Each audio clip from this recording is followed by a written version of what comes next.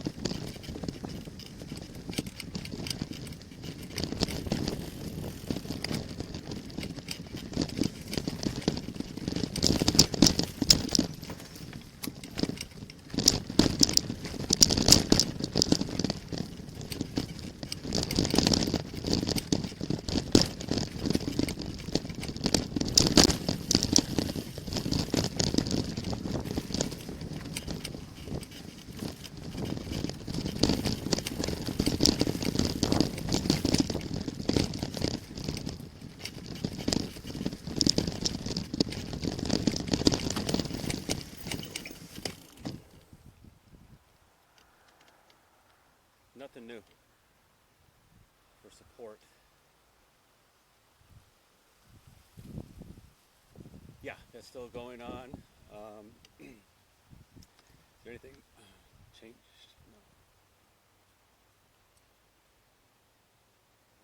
No. The same plan's in place. The same plan is in place for release and everything. I don't see any delays with that. As far as EU goes, there's some things up in the air in general for the project. But from what we're mostly going to be delivering this kind of new, which is version 2 ARM for Classic Cloud. The development team's already looking at recreating them manually, so we'll have some experience with that before we even have to be looking at it. So that probably should help.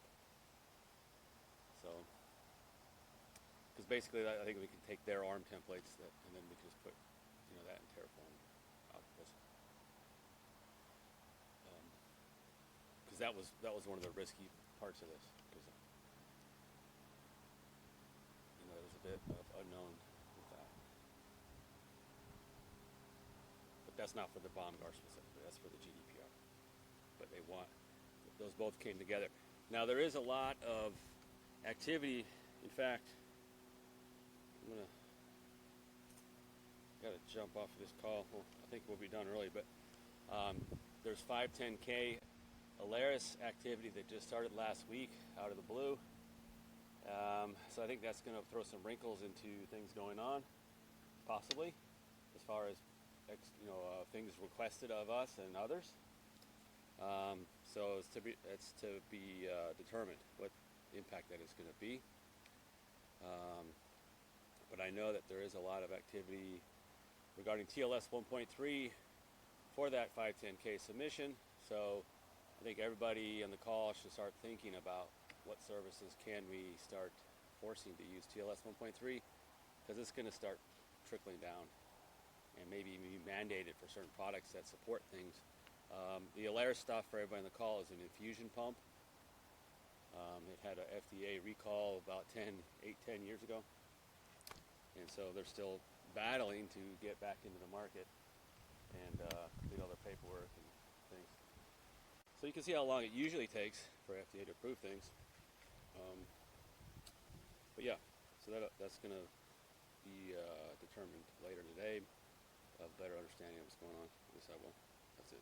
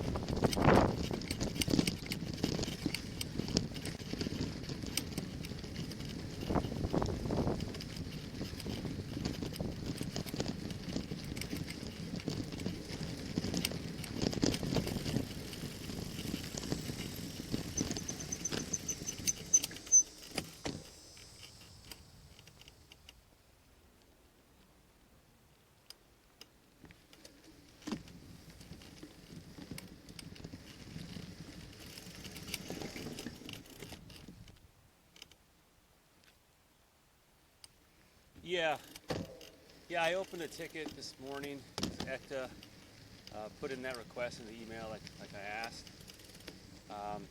So there's kind of two things to go on with that. One, I think we'll just continue to do the short-term fix. Give them the views that they need immediately. I think they're requesting a couple more subscriptions in the view or something. Think of the view as the top-level filter for everybody on the call. And then the long-term goal, we need to take a look at it as to what do we want to commit to as a team, because there's difference of opinions on how much we manage and what makes sense to balance this. But the idea is the product has matured a little bit since we first started using it. We should be able to apply more granular permissions to a new role that doesn't exist yet. That should allow certain people anyway, we don't want to do all, to do views. And then that way we can be out of the business of managing views and all these things and find a nice balance point between what Eric Goad really wants and what actually works, and then what makes the customer happy.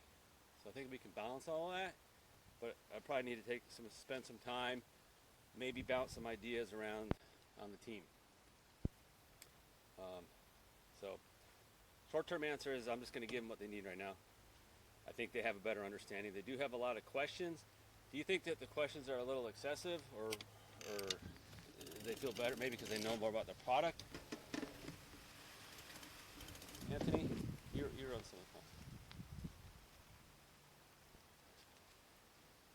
Yeah.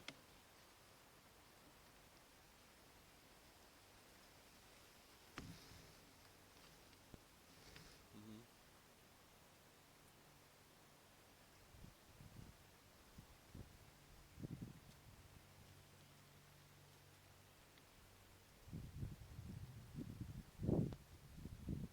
That's fair. I mean, so just let me describe in general, the approach that I was given and that we were given was, hey, the teams that are going to use this product are going to self-train on the product to become familiar with this. That's not working out very well. So I just want to put that out there for the call, so there's some team awareness of this. The expectation that we could just hand these things off to these other teams, they are on the hook to go learn these things, just doesn't seem to work. So we really do need to think about how do we offshore or offload training for a lot of these new things that we're going to be offering. Because if we don't, there's going to be constant questions and busy work with these sorts of things if we're offering these services. So I think we should think of that as a team on how can we leverage other resources that probably already exist somewhere, that probably already do training. How can we engage them? So just think about that.